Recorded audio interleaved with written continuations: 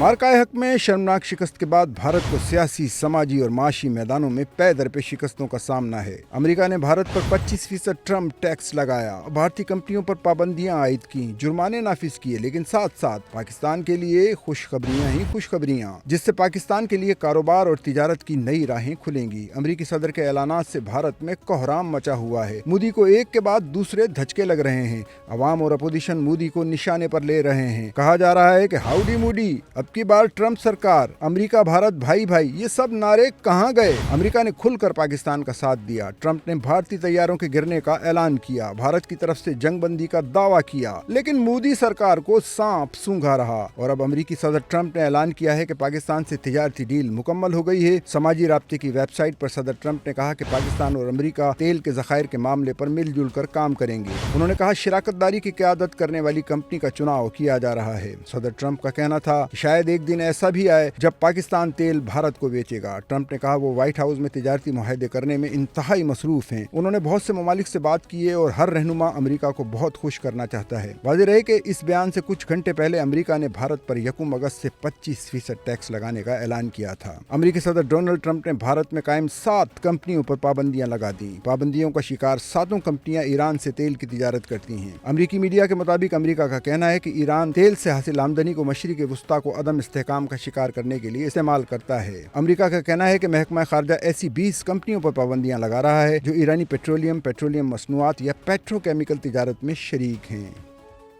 Sachal news network की videos में खुश आमदेद। नाजरीन, वीडियो से मुतालिक अपनी कीमती राय का इजहार कमेंट बॉक्स में ज़रूर करें और चैनल को सब्सक्राइब करें।